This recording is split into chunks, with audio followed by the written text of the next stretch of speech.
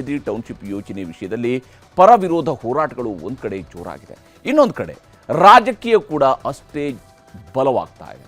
ರೈತರ ಮೇಲೂ FIR ದಾಖಲಾಗಿದೆ. ಟೌನ್ಶಿಪ್ ಯೋಜನೆಯ ಸಮಗ್ರ ಸರ್ವೆಗೆ ಬಂದಿದ್ದ ಅಧಿಕಾರಿಗಳ ಮೇಲೆ ನಿನ್ನೆ ರೈತರು ಹಲ್ಲೆ ಮಾಡಿ ವಾಪಸ್ ಕಳಿಸಿದರು. ಅದಾದಮೇಲೆ ಯೋಜನೆ ಪರವಾಗಿದ್ದಂತಹ ರೈತರು ಗಲಾಟೆ ಮಾಡಿದರು. ಇವತ್ತು ಮತ್ತೆ ಪರವಿರೋಧ ಹೋರಾಟಗಳು ಜೋರಾಗಿ ನಡೆದಿದೆ. ಭೈರಬಂಗ್ಲಾ ಸರ್ಕಲ್ನಲ್ಲಿ ಒಂದು ಕಡೆ ಟೌನ್ಶಿಪ್ ವಿರುದ್ಧ ಹೋರಾಟ ನಡೀತಾ ಇದ್ರೆ, ಇನ್ನೊಂದು ಕಡೆ ಟೌನ್ಶಿಪ್ ಪರವಾಗಿ ಹೋರಾಟ ನಡೆದಿದೆ. ಇವತ್ತು ಕೂಡ ಸರ್ವೆಗೆ ಬರ್ತಾರೆ ಅಂತ ಯೋಜನೆ ವಿರೋಧಿಸ್ತಾ ಇರುವಂತಹ ರೈತರು ತಮ್ಮ ಕೈಗಳಲ್ಲಿ ಪೊರಕೆ ಒನಕೆ ಹಿಡಿದು ದಾಳಿ ಮಾಡೋದಕ್ಕೆ ಸಜ್ಜಾಗಿದ್ರು. ಪ್ರತಿಭಟನೆ ತಡೆಯುವುದಕ್ಕೆ ಬಂದ ಪೊಲೀಸರ ಜೊತೆಗೂ ಕೂಡ ವಾಗ್ವಾದ ಗಲಾಟೆ ನಡೆಯಿತು.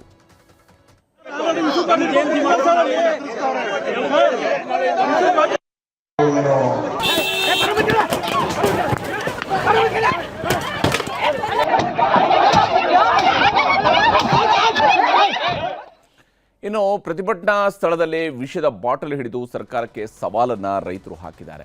ಸರ್ಕಾರ, ಜಿಲ್ಲಾಧಿಕಾರಿ ಹಾಗೂ ಸ್ಥಳೀಯ ಶಾಸಕ SC ಬಾಲಕೃಷ್ಣ ವಿರುದ್ಧ ಆಕ್ರೋಶ ಹೊರಹಾಕಿದ್ರು. ರೈತರ ತಾಳ್ಮೆ ಪರೀಕ್ಷೆ ಮಾಡೋದು ಬೇಡ, ಪ್ರಾಣ ಬಿಡ್ತೀವಿ, ಜಮೀನು ಬಿಟ್ಕೊಡೋದಿಲ್ಲ ಅಂತ ಗಲಾಟೆ ಮಾಡಿದ್ರು. ಇದಕ್ಕೆ ತಿರುಗೇಟು ಕೊಟ್ಟಿರುವಂತಹ ಶಾಸಕ ಬಾಲಕೃಷ್ಣ, ಯಾರದ್ದೋ ಜಾಗದಲ್ಲಿ ಸರ್ವೆ ಮಾಡಿದ್ರೆ ಇನ್ಯಾರೋ ಬಂದು ಪ್ರತಿಭಟನೆ ಮಾಡ್ತಿದ್ದಾರೆ ಅಂತ ಆರೋಪಿಸಿದ್ದಾರೆ. ಎರಡರಲ್ಲಿ ಒಂದಾಗ್ಬೇಕು. ನಾವ್ ಇದ್ ಕೊಡ್ಬಿಟ್ಟೆ ಸಾಯ್ತೀವಿ. ನಮ್ ಶವದ ಮೇಲೆ ಅವರು JMC ಮಾಡ್ಬೇಕು. ಅವರು ಇಲ್ಲ ಅವ್ರು ಇರ್ಬೇಕಿಲ್ಲ ನಾವ್ ಇರ್ಬೇಕಷ್ಟೇ ಹೇಳ್ತಾ ಇರೋದು. ಯಾರಪ್ಪನ್ ಸೊತ್ತಲ್ಲ ಇದು, ನಮ್ಮ ಅಪ್ಪ ತಾತಿರ್ ಸೊತ್ತಿದ್ದು. ನಾವೇನು ಅವ್ರಿಗೆ ಇದ್ ಮಾಡ್ಕೊಳ್ಳೋದ? ಯಾರು ಕೊಟ್ಟಿದ್ ರೈಟ್ಸ್ ಇದು ಇದ್ ಮಾಡಕ್ಕೆ? ನಿಮ್ ಜಾಗಕ್ಕೆ ಬಂದಾಗ ಅದು ವಿಷದ ಬಾಟ್ಲಿ ಇಟ್ಕೊಂಡು ಕೂತ್ಕೊಳ್ಳಿ. ಯಾರು ಕಂಡವ್ರ ಜಾಗಕ್ಕೆ ನೀವಾಗ ಹೋಗಿ ವಿಷದ ಬಾಟ್ಲಿ ಇಟ್ಕೊಂಡು ಕೂತ್ಕೋತೀರಾ? ನಿಮ್ ಜಾಗಕ್ಕೆ ಬಂದಾಗ ನೀವು ವಿಷದ ಬಾಟ್ಲಿ ಇಟ್ಕೋತೀರಾ, ನೀವೇನ್ ಮಾಡ್ತೀರಾ ಮಾಡಿ. ಯಾರ್ದೋ ಬೇರೆಯವ್ರ ಜಾಗಕ್ಕೆ ಹೋದಾಗ ನೀವು ವಿಷದ ಬಾಟ್ಲಿ ಇಟ್ಕೊಂಡ್ರೆ ಅದಕ್ಕೆ ಯಾರು ಹೊಣೆ? ನಿಮ್ಮ ಜಾಗಕ್ಕೆ ಬರ್ತೀವಿ ಅಲ್ವಾ, ಅವಾಗ ವಿಷದ ಬಾಟ್ಲಿ ಇಟ್ಕೊಂಡು ಬಂದು ನಮ್ಮ ಮೇಡಮ್ ಮೇಲೆ ಮಾಡಿ ಅಂತೇಳಿ. ಮತ್ತೊಂದು ಕಡೆ ಟೌನ್ಶಿಪ್ ಸರ್ವೆ ಕೆಲಸ ಆಗಲಿ ಅಂತ ಮತ್ತಷ್ಟು ರೈತರು ಪ್ರತಿಭಟನೆ ನಡೆಸಿದರು. ಬಿಡದಿ ಹಾರೋಹಳ್ಳಿ ರಸ್ತೆಯಲ್ಲಿ ಕುಳಿತು ಧರಣಿ ಮಾಡಿದರು. ಸರ್ವೆ ಅಧಿಕಾರಿಗಳ ಮೇಲಿನ ಹಲ್ಲೆಯನ್ನು ಖಂಡಿಸಿದರು. ಹೊರಗಿನವರು ಬಂದು ಗಲಾಟೆ ಮಾಡ್ತಾ ಇದ್ದಾರೆ ಅಂತ ಆರೋಪ ಮಾಡಿದ್ದಾರೆ. ಇಲ್ಲಿ ನಮ್ಮ ಸ್ಥಳೀಯವಾಗಿ ಪರ ವಿರೋಧ ಇರ್ತಕ್ಕಂಥ ರೈತರುಗಳಿಂದ ಆಗಿಲ್ಲ ಅಂತ ನಾನಾದ್ರೂ ಭಾವಿಸ್ಕೋತೀನಿ. ಹೊರಗಡೆಯಿಂದ ಬಂದಿರತಕ್ಕಂಥ ಚಾಮರಾಜನಗರ, ಮಂಡ್ಯ, ಮದ್ದೂರು ಅಲ್ಲಿಂದ ಬಂದವರು ಇವರಿಗೆ ಪ್ರೇರಣೆ ಮಾಡಿ ಅವ್ರನ್ನ ಅಶಾಂತಿಗೆ ಭಂಗ ಬರಲು ಹುನ್ನಾರ ನಡೀತಾ ಇದೆ ಹೊರಗಡೆಯಿಂದ. ರಾಜಕಾರಣಿಗಳು ಬಂದು ರಾತ್ರೋರಾತ್ರಿ ಬರೋದು, ಇವ್ರನ್ನ ಗುಂಪುಗಾರಿಕೆ ಮಾಡಿ ಎತ್ಕಟ್ಟೋದು, ಇದಕ್ಕೆ ರಾಜಕಾರಣ ಬೆರೆಸೋದು. DK ಶಿವಕುಮಾರ್ ಅವರು ಮುಖ್ಯಮಂತ್ರಿ ಆಗಿದ್ದಾರೆ, ಅವರು ಈ ಪ್ರಾಜೆಕ್ಟ್ ಮಾಡಬಾರ್ದು ಅನ್ನೋದೊಂದು ಉದ್ದೇಶ. ಬೇರೆ ಯಾರು ಮಾಡಿದ್ರು ಇದನ್ನು ಕೇಳ್ತಿರ್ಲಿಲ್ಲ. ಇವರು ಪ್ರಾಜೆಕ್ಟ್ ತುಂಬಾ ಚೆನ್ನಾಗಾಗ್ಲಿ ಅಂತ ಹಿಂದೆ ಎಲ್ಲ ಸ್ಟೇಟ್ಮೆಂಟ್ಗಳು ಕೊಟ್ಟರು. ಈ ಒಂದು ಸೆಷನ್ ಅಲ್ಲಿ ಕೂಡ ಇನ್ನು ಸರ್ವೆ ಮಾಡಲು ಬಂದಂತಹ ಅಧಿಕಾರಿಗಳ ಮೇಲೆ ಹಲ್ಲೆ ಮಾಡಿದಂತಹ ಸಂಬಂಧ 2 ಪ್ರತ್ಯೇಕ FIRಗಳನ್ನು ಹಾಕಲಾಗಿದೆ. ಈಗಾಗಲೇ ಗಲಾಟೆ ಮಾಡಿದ್ದ 11 ರೈತರ ವಿರುದ್ಧ FIR ದಾಖಲು ಮಾಡಲಾಗಿದ್ದು, ಕಾರು ಚಾಲಕ ಸಮೀರ್ ಅವರು ಕೊಟ್ಟಿರುವಂತಹ ದೂರಿನ ಆಧಾರದ ಮೇಲೆ FIR ಅನ್ನು ದಾಖಲಿಸಿಕೊಳ್ಳಲಾಗಿದೆ. ಕಾರು ಚಾಲಕ, ಆ ಕಾರ್ಗೆ ಕೂಡ ಕಲ್ಲು ಹೊಡೆದಿದ್ರಲ್ಲ, ಆ ಕಾರಿನ ಚಾಲಕ ಕೊಟ್ಟಿರುವಂತಹ ದೂರಿನನ್ವಯ ಪ್ರಕರಣ ದಾಖಲಿಸಲಾಗಿದೆ. ರೈತರಾದಂತಹ ಪ್ರಕಾಶ್, ನಾಗರಾಜ್, ಕೃಷ್ಣ, ಯಶವಂತ್, ಹಾಗೆಯೇ ರೇವಣ್ಣ, ಜಯಮ್ಮ, ಭಾಗ್ಯ, ಮೋಹನ್, ವರಲಕ್ಷ್ಮಿ, ಹಾಗೆಯೇ ಹರೀಶ್ ಇವರು ಸೇರಿದಂತೆ ಒಟ್ಟು 20ಕ್ಕೂ ಹೆಚ್ಚು ರೈತರ ಮೇಲೆ FIR ಅನ್ನು ದಾಖಲಿಸಿಕೊಳ್ಳಲಾಗಿದೆ. ಅವರ ವಿರುದ್ಧ ಹಾಕಿರುವಂತಹ ಸೆಕ್ಷನ್ಗಳನ್ನು ನಾವಿಲ್ಲಿ ಗಮನಿಸಬೇಕು. BNS 189 ಸಬ್ ಕ್ಲಾಸ್ 2, 126 ಸಬ್ ಕ್ಲಾಸ್ 2, 352 ಸೇರಿ 11 ಸೆಕ್ಷನ್ಗಳ ಅಡಿಯಲ್ಲಿ FIR ಅನ್ನು ದಾಖಲಿಸಲಾಗಿದೆ. ಹಲ್ಲೆ, ಗುಂಪುಗೂಡಿ ದಾಳಿ, ಕರ್ತವ್ಯಕ್ಕೆ ಅಡ್ಡಿಪಡಿಸಿದಂತಹ ಆರೋಪ, ಸರ್ಕಾರಿ ಅಧಿಕಾರಿಗಳ ಮೇಲೆ ದಾಳಿ, ಗಲಾಟೆಗೆ ಪ್ರಚೋದನೆ, ಇವುಗಳ ಆಧಾರದ ಮೇಲೆ ರಾಮನಗರದ ಗ್ರಾಮಾಂತರ ಠಾಣೆಯಲ್ಲಿ ಅಪರಿಚಿತರ ವಿರುದ್ಧ FIR ಅನ್ನು ಹಾಕಿದ್ದಾರೆ. ಇನ್ಸ್ಪೆಕ್ಟರ್ ಮುರಳಿ ಅವರು ನೀಡಿರುವಂತಹ ದೂರಿನ ಅನ್ವಯ ಪ್ರಕರಣವನ್ನು ದಾಖಲಿಸಲಾಗಿದೆ. ಯಾವಾಗ FIRಗಳಾಯಿತು ಆಗಲೇ ಇಡೀ ಬಿಡದಿ ಹೋರಾಟ ಮತ್ತಷ್ಟು ರಾಜಕೀಯ ಸ್ವರೂಪವನ್ನು ಪಡ್ಕೊಂಡಿದೆ. ರೈತರ ಮೇಲೆ FIR ಮಾಡಿದ್ದಾರೆ ಅಂತ BJP ಮತ್ತು JDS ನಾಯಕರು ಆಕ್ರೋಶ ಹೊರಹಾಕಿದ್ದಾರೆ. ಬಿಡದಿಯಲ್ಲಿ ಗಲಾಟೆಗೆ ಸರ್ಕಾರದ ಚಿತಾವಣೆಯೇ ಕಾರಣ ಅಂತ ನಿನ್ನೆ ಕುಮಾರಸ್ವಾಮಿ ಅವರು ಆರೋಪವನ್ನು ಮಾಡಿದರು.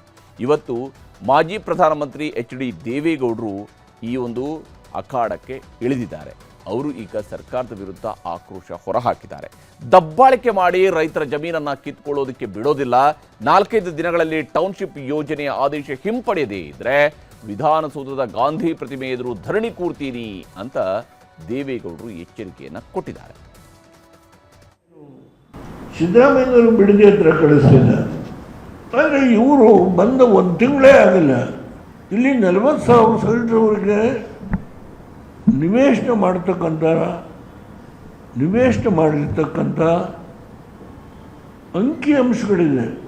ನೀವು ಸಿದ್ದರಾಮಯ್ಯನವ್ರನ್ನ ತೆಗೆದು ಹೈಕಮಾಂಡನ್ನು ಒಲಿಸ್ಕೊಡ್ಲಿಕ್ಕೆ ಏನೇನು ಮಾಡಿದ್ರಿ ಆಶ್ವಾಸನ, ಅದನ್ನು ನೀವು ಇವತ್ತು ಸಂಪೂರ್ಣಗೊಳಿಸಬೇಕು.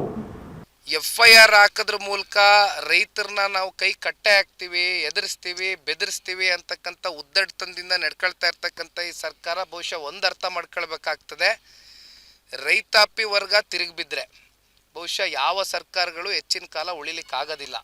ಅದು ಮುಂಬರ್ತಕ್ಕಂಥ ದಿನಗಳಲ್ಲಿ ಬಹುಶಃ ಈ ಸರ್ಕಾರದ ಪತನಕ್ಕೆ ರೈತರು ಅವರ ಎದೆ ಮೇಲೆ ಮರಣಶಾಸನವನ್ನು ಬರೀಲಿಕ್ಕೆ ಹೊರಟಿದ್ದಾರೆ. ಇನ್ನು ಬಿಡದಿ ಹೋರಾಟ, ರೈತರ ಮೇಲಿನ ಕೇಸ್ ಹಾಕಿದಂತಹ ವಿಚಾರಕ್ಕೆ ಬಿಜೆಪಿ ನಾಯಕರು ಸರ್ಕಾರದ ವಿರುದ್ಧ ಕಿಡಿಕಾರಿದ್ದಾರೆ. ಮುಖ್ಯಮಂತ್ರಿಗಳು ರೈತರ ಮೇಲೆ ಕೇಸನ್ನ ದಾಖಲು ಮಾಡಿ ಅವ್ರನ್ನ ಬೆದರಿಸಿ ಹೆದರಿಸಿ ರೈತರನ್ನ ಬೀದಿಗೆ ತಂದು ಜಮೀನನ್ನ ಕಸ್ಕೊಳ್ಬಹುದು ಅನ್ನುವ ಭ್ರಮೆನಲ್ಲಿ ಅವರೇನಾರು ಇದ್ರೆ ಆ ಭ್ರಮೆಯಿಂದ ಹೊರಗೆ ಬರಬೇಕು ಅಂತೇಳಿ ತಮ್ಮ ಮುಖೇನ ನಾನು ಆಗ್ರಹ ಪಡಿಸ್ತಾ ಇದ್ದೇನೆ. ಇದು ರೈತರ ಸರ್ಕಾರನ?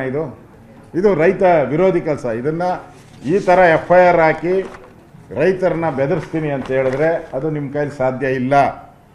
ಇರೋದು ಇನ್ನು 1.5 ವರ್ಷ, ಯಾಕೆ ಹಾಳು ಮಾಡ್ಕೊಂಡು ಹೋಗ್ತೀರಾ? ಈಗಾಗಲೇ ಸರ್ಕಾರ ಕಮಿಷನ್ ಸರ್ಕಾರ, ಇದು ಲೂಟಿ ಮಾಡಿ ಮಾಡಿ ಮಾಡಿ ಮನೆಗಳು ಕಟ್ಟೋದ್ರಲ್ಲೂ ಲೂಟಿ, ಕಾಂಟ್ರಾಕ್ಟ್ ಕರೆಯೋದ್ರಲ್ಲೂ ಲೂಟಿ, ಟೆಂಡರ್ ಸರ್ಕಾರ ಅಂತ ಹೇಳಿದ್ದೀನಿ. ಇದು ಟೆಂಡರ್ ಮಾಡೋ ಸರ್ಕಾರ. ಇನ್ನು ಪ್ರತಿಪಕ್ಷಗಳ ಆರೋಪಕ್ಕೆ ತಿರುಗೇಟು ಕೊಟ್ಟಿರುವಂತಹ ಕಾಂಗ್ರೆಸ್ ನಾಯಕರು ಗಲಾಟೆ ಆಗುವುದಕ್ಕೆ ಕುಮಾರಸ್ವಾಮಿಯವರೇ ನೇರ ಕಾರಣ ಅಂತ ಆರೋಪವನ್ನ ಮಾಡಿದ್ದು, ಪ್ರತಿಪಕ್ಷಗಳ ವಿರುದ್ಧ ತೀವ್ರ ವಾಗ್ದಾಳಿಯನ್ನು ನಡೆಸಿದ್ದಾರೆ. ಕುಮಾರಸ್ವಾಮಿ ಇದಕ್ಕೆ ನೇರ ಹೊಣೆ ಕುಮಾರಸ್ವಾಮಿನೇ. ಈ ಕುಮಾರಸ್ವಾಮಿ ಬಸ್ಗಳು ಮಾಡಿ ಅವ್ರವ್ರ ಕಾರ್ಯಕರ್ತರ ಪ್ರತಿಯೊಂದು ಕಡೆಯಿಂದನೂ 2 ಬಸ್ಸು ಡೈಲಿ ಹೋಗ್ಬೇಕು ಅಂತ ಹೇಳೋರಂತೆ. ಒಂದೊಂದು ತಾಲೂಕಿಂದ 2 ಬಸ್ ಇಲ್ಲಿ ಬರಬೇಕು, ಹಸಿರು ಶಾಲೆ ಹಾಕೊಂಡು ರೈತರ ಪರ ಅಂತ ಮಾಡಬೇಕು. ಹೆಚ್ಚಿಗೆ ಇದ್ರೆ ಕೋರ್ಟ್ಗೆ ಹೋಗಿ, ನೀವು ಸ್ಟಾಪ್ ಮಾಡಿ. ನಾವು ಹಿಂಬರ ಕೊಡಲ್ಲ, ನೀವು ಹೋಗಿ ಕೋರ್ಟ್ಗೆ ಹೋಗಿ, ನಮಗೆ ಬೇಡ ಅಂತ ಸ್ಟಾಪ್ ಮಾಡಿ. ನೀವು ಹಿಂದೆ ಈ ವಿಚಾರವಾಗಿ ಕೋರ್ಟ್ಗೆ ಹೋಗಿದ್ರು, ಕುಮಾರಸ್ವಾಮಿ ಅವರು ಮಾಡಿದಾಗ ನಮ್ಮ ನಾಯಕರುಗಳೇ ಕೋರ್ಟ್ಗೆ ಹೋಗಿದ್ರು ಈ ವಿಚಾರವಾಗಿ. ಈ ರೀತಿ ಇರ್ತಕ್ಕಂಥ ವ್ಯಕ್ತಿ DK ಶಿವಕುಮಾರ್ ಅವರ ಹೆಸರಿಗೆ ಕಳಂಕ ತರಬೇಕು ಅಂತೇಳಿ ಹಿಂದೆ ಕೂತ್ಕೊಂಡು ಈ ಥರ ಪಿತೂರಿ ಮಾಡಿ ಇದೊಂದು ದೊಡ್ಡ ಇಶ್ಯೂ ಮಾಡ್ಲಿಕ್ಕೆ ಹೊರಟಿದಾರಲ್ಲ, ಇದು ಕಾನೂನು ರೀತಿ ಕ್ರಮ ಆಗ್ತದೆ. ಮುಂದೆ ಏನಾಗ್ತದೆ ನೋಡೋಣ. ಈ ಒಂದು ಯೋಜನೆ ಆರಂಭ ಮಾಡಿದ್ದೆ ಮಾನ್ಯ ಕುಮಾರಸ್ವಾಮಿ ಅವರು ಅಂತೇಳಿ ಹೇಳಿ, ಹೀಗಾಗಿ ಅವರು ಮಾಡಿದರೆ ಸಮಸ್ಯೆ ಇಲ್ಲ. ಇವತ್ತು ನಾವು ಅದನ್ನು ಮುಂದುವರಿಸ್ಕೊಂಡು ಹೋದರೆ ಇವತ್ತು ಅದಕ್ಕೆ ಅಡ್ಡಗಾಲು ಹಾಕುವಂಥದ್ದು ಆತ್ಮಾವಲೋಕನ ಮಾಡಿಕೊಳ್ಳಲಿ. ಒಟ್ಟಿನಲ್ಲಿ ಬಿಡದಿ ಬಡಿದಾಟ ಮತ್ತೆ ತೀವ್ರವಾಗ್ತಾ ಇದ್ದು ರಾಜಕೀಯ ತಿರುವು ಪಡ್ಕೊಂಡಿದೆ. ಅದರಲ್ಲೂ FIRನಲ್ಲಿರುವಂತಹ ರೈತರಿಗೆ ಕಾನೂನು ಹೋರಾಟಕ್ಕೆ ಬೆಂಬಲ ನೀಡೋದಕ್ಕೆ JDSನವರು ಮುಂದಾಗಿದ್ದಾರೆ.